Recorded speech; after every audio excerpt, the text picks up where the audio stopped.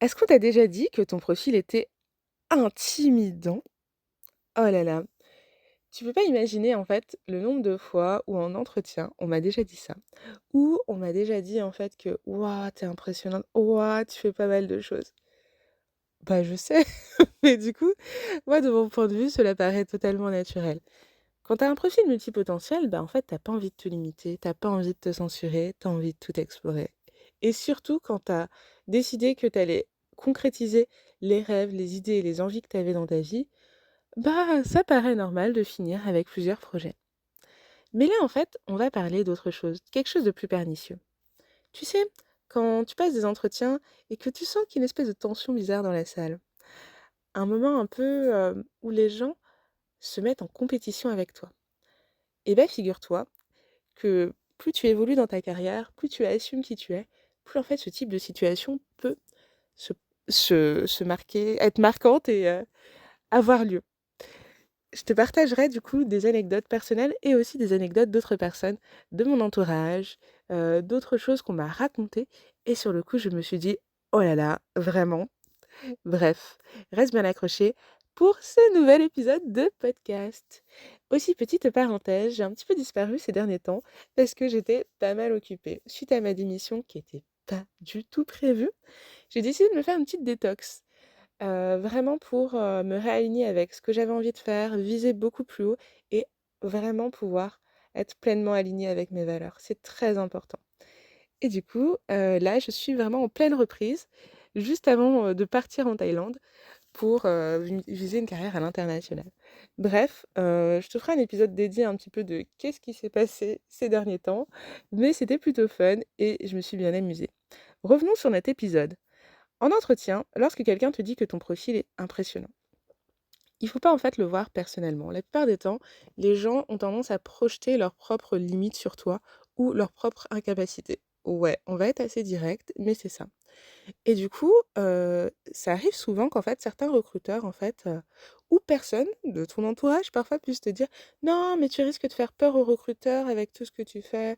Il faut pas que tu parles trop de ci ou de ça». Alors qu'en fait, vous pouvez être en «début de carrière» entre guillemets, avoir 19 ans et avoir, un parcours aussi impressionnant qu'un trentenaire ou avoir la cinquantaine, avoir un parcours très riche, très varié, très diversifié mais avoir du mal à le valoriser simplement parce qu'autour de vous, les personnes vous disent qu'il faut vous minimiser. Ils vont le dire souvent de façon gentille, mais en fait, non. Vous êtes en fait la personne que vous êtes. Donc, à un moment, vous ne pouvez pas en fait vous diminuer pour les autres. Surtout que c'est la pire façon de procéder. Voilà, toutes ces personnes qui vont donc, tu fais beaucoup de choses. Ah ouais, d'accord. C'est comme ça que tu procèdes. Ah, t'es sûr que tu peux y arriver.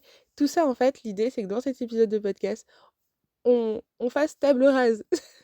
Fini en fait de se limiter, de se censurer. Parce qu'il faut être honnête, c'est pas comme ça la plupart du temps que vous allez arriver à vos fins. Peut-être que ça va marcher un temps, mais après vous allez vous prendre soit une perte de sens, soit un désalignement qui sera tellement fort et profond qu'il va vous pousser à bouger. Et ça, c'est vraiment dur parce que du coup, vous avez attendu le moment le plus tardif pour bouger. Je dis ça, mais je fais partie de votre team, hein. La démission en fait partie. J'ai vraiment en fait, décidé de démissionner très tardivement, alors qu'en fait j'étais dans une situation où techniquement le cadre de travail n'était pas en accord avec mes valeurs. Il aurait fallu que je bouge plus tôt.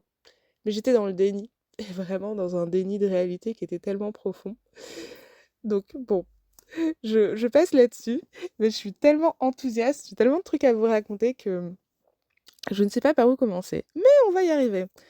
Donc, je trouve qu'en fait, cette situation où on vous fait penser que vous êtes trop ou pas assez, ça arrive souvent à des personnes très expérimentées, je trouve. Souvent. Quand tu as un parcours bien riche, des personnes qui sont compétentes, qui ont une vraie vision aussi, parce que ça, c'est important. Généralement, quand vous savez où vous voulez aller, que vous avez une vision sur les choses, c'est là où ça va coincer. Parce qu'en entretien, les personnes vont se dire: «Ah oui, mais est-ce que par exemple, prendre tel emploi n'est pas une diminution dans ta carrière?» Ouais, on me l'a déjà dit en fait et du coup, ce jour-là, j'étais un peu choquée parce que je me suis dit: «Mais je dois en fait justifier le fait de candidater à telle offre d'emploi parce que pour moi, c'est vraiment une élévation, le saint graal, c'est viser en fait plus haut, un tremplin vraiment. Tandis que pour, les personnes en fait avec lesquelles je discutais, c'était vraiment un risque pour moi en fait, que ça soit un obstacle dans ma carrière, un boulet, que c'était moins bien ce que j'avais avant. Et du coup, en fait, sur le coup, je me suis dit: c'est intéressant». Ça veut dire que les gens projettent aussi certaines de leurs craintes et de leurs peurs, mais aussi une certaine vision de votre propre carrière, de ce qui devrait être bon pour vous. Alors que dans les faits, n'importe quelle opportunité ou action que vous faites peut se révéler être positive comme négative. Tout dépend aussi de ce que vous percevez, comment vous l'utilisez. Donc moi, je suis pas d'avis en fait de considérer que quand bien même j'avais envie d'être caissière, ça serait moins bien que mon poste de designer. J'y verrais un moyen d'en faire des opportunités, de trouver ça intéressant et de valoriser aussi cette expérience.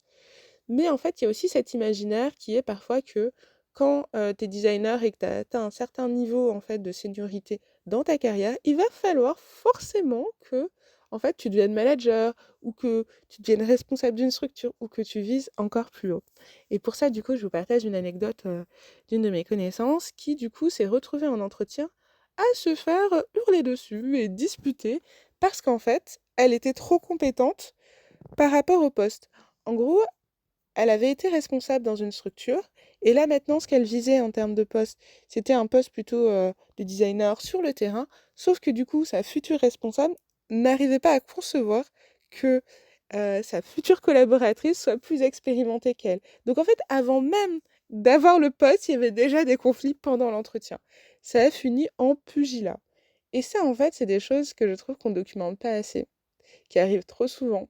Pareil, quand certains recruteurs, en fait, se comportent comme des cadors ou voire sont un peu intimidants, en fait, avec vous. Hem, il y avait aussi une anecdote aussi que je peux vous partager. C'est une anecdote qui est arrivée à ma sœur. Elle était à un entretien, le mec ne l'a pas regardée du tout pendant tout l'entretien. Il était en train de jouer sur son téléphone, il lui posait des questions, il la regardait pas. Un gros manque de respect et hem et du coup, ce genre de situation m'interroge quand même, sur à la fois, la façon dont certaines personnes recrutent et aussi, en fait, le manque de respect qu'il peut y avoir envers, les candidats. Que ça soit, en fait, l'absence de réponse ou tout simplement le fait de faire sentir à la personne qu'elle est inférieure ou qu'elle doit vraiment prouver ce qu'elle vaut, sa valeur. Je trouve que c'est souvent déséquilibré. Parce que de l'autre côté, le recruteur ne se met pas dans cette position aussi d'être évalué par, en fait, la personne qui est candidate. Et ça, c'est problématique parce que en tant que candidat, vous n'êtes pas inférieur et vous ne devez pas non plus, je vais dire un mot un peu violent, vous prostituer entre guillemets pour avoir un travail. C'est très important parce que la plupart du temps, ça bloque. Parce que plus vous êtes dans une position de soumission, moins en fait vous avez des opportunités où vous attirez des cadres professionnels qui sont dégueulasses. En fait, des gens qui vont profiter de vous, qui vous ont déjà mal parlé en entretien et qui vont considérer que c'est la norme. Souvent, moi, je considère que les gens ont tendance à se comporter de la même façon après, voire moins bien. Donc, parfois en entretien, vous avez ceux qui sont tout sourire, qui vous vendent des louanges et tout. Et regardez le comportement juste après. Vous voyez, quand vous devez leur envoyer un mail, quand vous tentez de les appeler pour avoir des informations sur est-ce que votre candidature a été retenue ou pas, des choses comme ça. Regardez comment ils se comportent. C'est là où vous commencez à voir en fait les vraies faces de certains individus. Et ouais, on fait de l'innovation sociale, mais c'est pas pour autant qu'il y a des bisounours.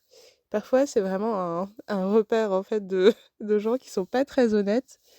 Donc c'est important aussi d'en avoir conscience et du coup de vous préserver par rapport à ça.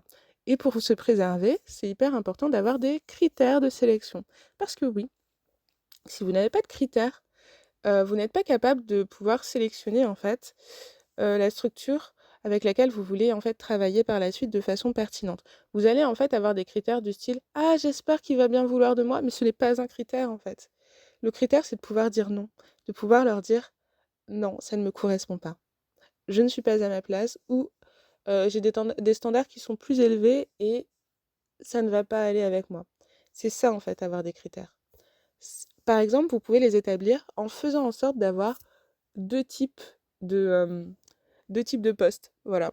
Vous allez candidater sur 2 offres et vous allez vous dire: comment je fais en fait comment je fais en sorte de choisir entre mes 2 offres coup de cœur. Ce que j'aime beaucoup dire à mes clients, c'est que, bah, en fait, le plus difficile, c'est souvent de choisir. Parfois, en fait, on a l'impression que dans la recherche d'emploi, la phase la plus difficile, c'est, le moment où on n'a pas de réponse. Ah mais je vous jure que la phase où les gens veulent de vous, que vous avez 2 options et que vous êtes en train de vous demander si vous êtes en train de jouer votre vie, cette phase-là, pour beaucoup, elle est très inconfortable, très stressante parce qu'en fait, elle n'est pas anticipée. Mécaniquement, il y a un moment où si vous adoptez les bonnes méthodologies de recherche, que vous valorisez votre profil, donc les fameux 3 piliers de design et collectivité, vous allez en fait avoir, des entretiens, vous allez en fait avoir un profil attractif et du coup, vous allez avoir plusieurs options et le fait d'avoir plusieurs options, il faut le préparer psychologiquement pour pas en fait avoir un effet de: «Ah mince, j'ai mal choisi» ou «Ah non, c'est pas ce que je voulais. Oh mince, et si je m'étais trompée?» Il faut pouvoir choisir en toute âme et conscience. Parce qu'en soi, il y a pas de bonnes ou de mauvais choix. Il y a juste des choses qui vous conviennent mieux. Hem, voilà, donc dans cet épisode de podcast, ce que je voulais vous dire, c'est surtout d'arrêter de vous excuser d'être brillant et brillante. De vraiment comprendre que ce qui intimide, en fait, vraiment dans un entretien, ce n'est pas votre profil. C'est souvent, en fait, les gens eux-mêmes qui sont intimidés sur leur propre capacité à pouvoir travailler avec vous, à pouvoir, en fait, collaborer efficacement. Donc en fait, il faut transformer, en fait, cette assurance en confiance rassurante. Voilà, leur permettre en fait de se dire: «OK, oui, j'ai un profil, où je suis expérimentée», sans vous dire: «J'ai un peu d'expérience». Non, vous avez de l'expérience ou vous en avez pas. Faut pas osciller entre les 2, hein. Donc généralement, on a tendance à se tirer vers le bas, donc on va dire que vous avez de l'expérience et que vous êtes, prêt en fait à accompagner, à vous mettre dans une posture aussi d'écoute. De toute manière, en fait, vous pouvez être très expérimenté et vous positionner dans une posture rassurante en parlant calmement, en étant dans une posture de vulgarisation, en étant aussi à l'écoute en fait des besoins aussi de votre recruteur. Si vous sentez que la personne frétille à l'idée de vous recruter, mais en même temps a une peur de savoir est-ce qu'il va être à la hauteur. Parce que oui, les managers en fait sont aussi enclins en fait à des craintes, notamment en fait avec nos profils. Bah, est-ce qu'ils vont être capables de nous manager? Ils connaissent pas nos métiers. Ils ont souvent en fait pas la possibilité de vraiment évoluer et de savoir si on fait du bon ou du mauvais travail. Et ça, en fait, ça peut être hyper terrifiant aussi pour eux. Je vous partage aussi une autre anecdote, d'une autre connaissance où, bah, lui, dans ce cas-là, en fait, il s'est carrément fighté avec le recruteur pendant pendant l'entretien. Alors du coup, là, il n'avait même pas candidaté à l'offre. Il avait juste posé une question pour savoir si l'offre était ouverte ou pas. On lui a dit: «Rendez-vous telle heure, tel jour». Bah, il est venu. On s'est dit: «OK, c'est peut-être un peu bizarre, mais peut-être qu'ils donnent les infos comme ça de leur côté, on y va». Il y est allé. Le recruteur lui a dit: «Non, mais vous n'envoyez ni CV, ni lettre de motivation. Je comprends pas ce que vous faites ici». Lui-même a dit: «Bah, je comprends pas non plus ce que je fais là. C'est vous qui m'avez dit de venir». Bref, en fait, il y avait pas assez de personnes qui avaient candidaté à l'offre, et du coup, en fait, c'était l'un des seuls candidats qui n'avait même pas candidaté. Donc il se retrouvait dans une situation où, la personne le recruteur était très agacé, était très virulent et du coup, ils se sont disputés. Et à la fin, du coup, mon ami, rentre chez lui, il se dit: «Non mais c'est n'importe quoi, c'est quoi cette blague en fait? Je comprends pas». Et après, quelques jours après, il reçoit un mail en disant: «Vous avez eu le poste?» Il a pas trop compris. Il s'est renseigné, il s'est dit: «Bon, OK, cette personne-là, je la reverrai quasiment jamais, donc ça va, ou peut-être 2 fois dans l'année, ça va». Mais il a pris le poste, alors qu'à la base, bah, c'était plutôt mal barré. Donc voilà, en fait, votre profil peut paraître intimidant, mais souvent, en fait, c'est qu'il est mal compris en entretien. Parce que parfois aussi, comme on vous a dit qu'il était très intimidant, vous vous autocensurez pour faire plus simple et en fait, ça ce n'est pas la bonne, façon de procéder vu que vous dévaluez votre expertise, vous paraissez moins mature et du coup moins clair. En fait, un profil intimidant, c'est souvent quelqu'un qui va vite, qui voit large et qui a déjà réfléchi à des sujets que l'équipe découvre à peine encore. Donc c'est pas un défaut, au contraire en fait, c'est quelque chose qu'il faut assumer pleinement. Mais il faut pas juste l'ajuster, il faut juste faire en sorte que, les informations transmises soient mieux comprises. C'est souvent une question de communication. Ça sert à rien vraiment de cacher votre potentiel, mais il faut le traduire de façon rassurante. Donc la première chose en fait à faire, c'est de montrer que vous êtes capable de faire ce qui est attendu et de comprendre le jeu d'acteur. Parce que souvent en fait dans les entretiens de recrutement, il y a en fait tout le monde qui est en position un peu de faire valoir. Surtout si vous avez en fait par exemple un directeur avec son chef de service et que vous êtes aussi là dans le recrutement et potentiellement une RH qui est là aussi. En fait, vous n'êtes pas dans une position neutre. Les gens en fait ont parfois un passif entre eux, essayent de se positionner, essayent de se faire valoir en posant des questions. Donc, c'est pas quelque chose de neutre. Donc, c'est intéressant aussi de comprendre comment les gens fonctionnent et ce qu'ils cherchent à faire. Il y a ceux qui vont essayer de vous élever, ceux qui vont essayer de vous poignarder, clairement. Donc, vous avez un peu ce jeu d'acteurs-là qu'il faut un peu déjouer. Ça se lie par exemple au comportement, à l'attitude de la personne, voir si elle est stressée. Donc, vous aussi, vous devez aussi développer des capacités d'analyse. Et enfin, du coup, pendant un entretien de recrutement, ton supérieur cherche aussi, du coup, à être bien vu. Et en fait, ce qui va être intéressant, c'est d'identifier qui va être la personne qui manage et du coup, vous faire en sorte aussi que cette personne aussi soit valorisée dans en fait la posture de recrutement. Ouais, c'est hyper bizarre parce que techniquement, c'est pas censé avoir sa place, mais comme on a des jeux d'acteurs qui sont là, si la personne en fait se sent valorisée dans son futur poste, elle va se dire c'est quelqu'un qui me soutient, on va bien pouvoir travailler ensemble. Le but du coup est de la conforter dans sa posture sans t'effacer et c'est un subtil équilibre en fait à trouver. Parfois c'est aussi accepter que bah, ce n'est pas le bon cadre pour toi, que tu vas pas te minimiser on va dire indéfiniment et qu'il faut pouvoir viser plus grand. En tout cas, n'hésite pas à me partager des anecdotes. Hâte de te retrouver avec de nouvelles vidéos, podcasts et contenus sur les réseaux sociaux. Là, on est parti. À très vite!